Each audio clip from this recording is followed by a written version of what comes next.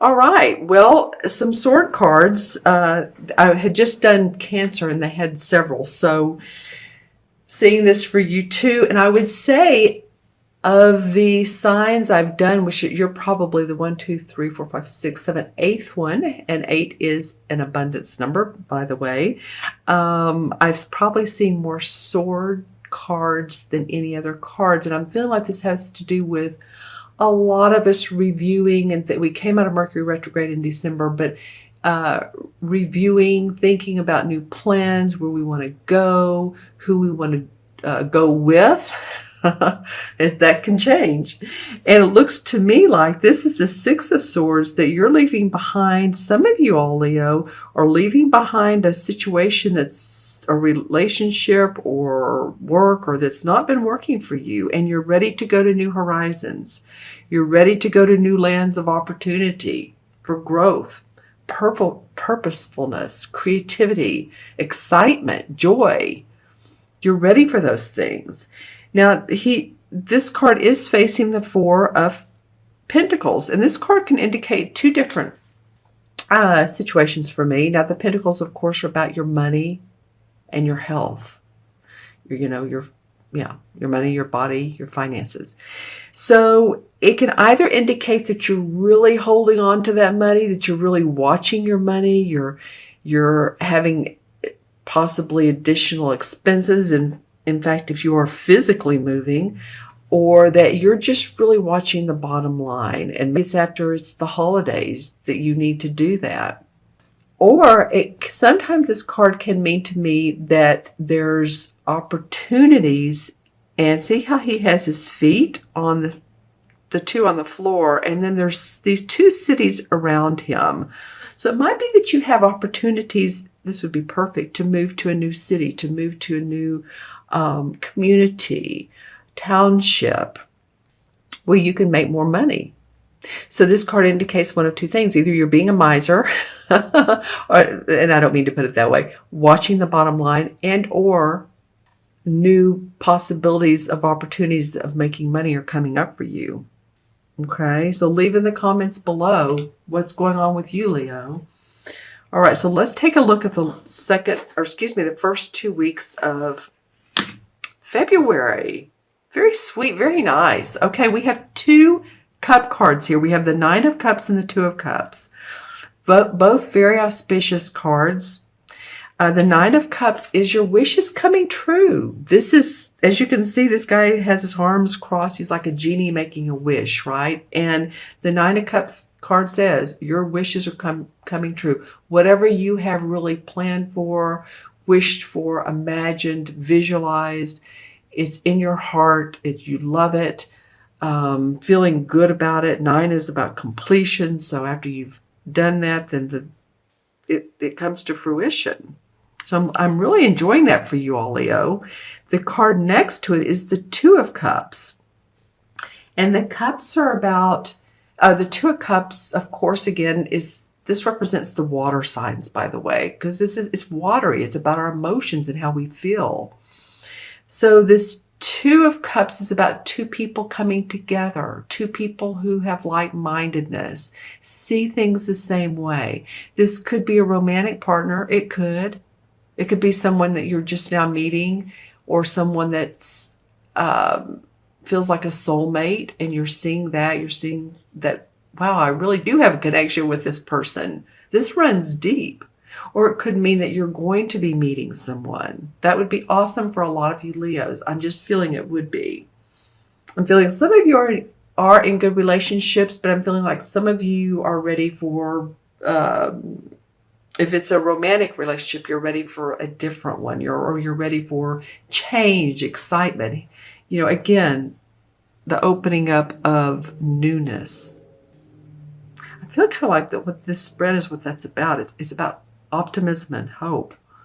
And this card is really the only one with a lot of yellow. I mean, of course, the Pentacles do, and there's cups, but that's just what I'm seeing. Let's look at the transition card that plays out the energies from one month to the next.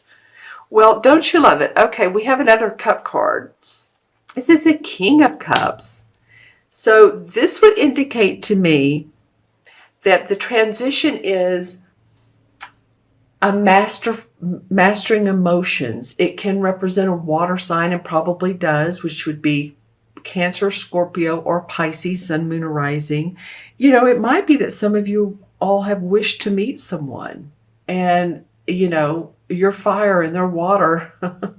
I'm just saying. Excuse me. The king has mastered his emotions. He's a great healer, great doctor, great visionary. He's intuitive. His heart opens to other people. I keep wanting to say the word revolutionary. Okay, well, why not? He's revolutionary with his heart. He leads with his heart. It could be you. I mean, it might be if you have a water rising or moon sign. This could be you. And that you're starting to own your emotions, or master, not just own them, but you master them. Or it could be someone that is in your sphere of influence that you meet and that they're really have a great emotional influence on you. So you know how the court cards go. The kings, the queens, and the knights. You all leave the comments below because they can be very different for each one of you. They're usually people. They can be essences, but they're usually other people. So leave in the comments below what's going on, Leo. In 1, 2, 3. Okay, I'm seeing a lot of amber. Also trying to discern what this visual is. So any of you all that have been interested in crystals, rocks, geology, archaeology, if you're a professor, if you're someone who's teaching, I mean, same thing, but I'm getting that your mind is, for a lot of you Leos, that your mind is becoming very aware and expanded. And that could be in a spiritual way or source, or it could be very much in a creative, imaginative way.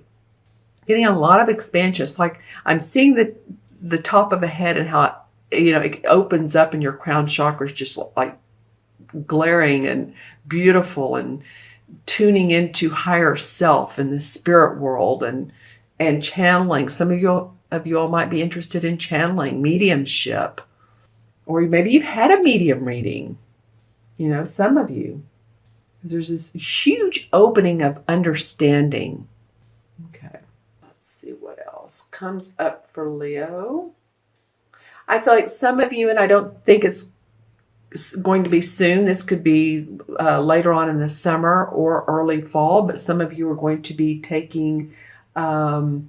going sailing, skiing, and I'm saying skiing. It could be snow skiing, but I'm seeing water skiing, sailing, parasailing, boating, that you're going to be planning a trip, and you're thinking about this trip now or coming up. Maybe you're putting the funds away for it, which would be really cool. Very nice.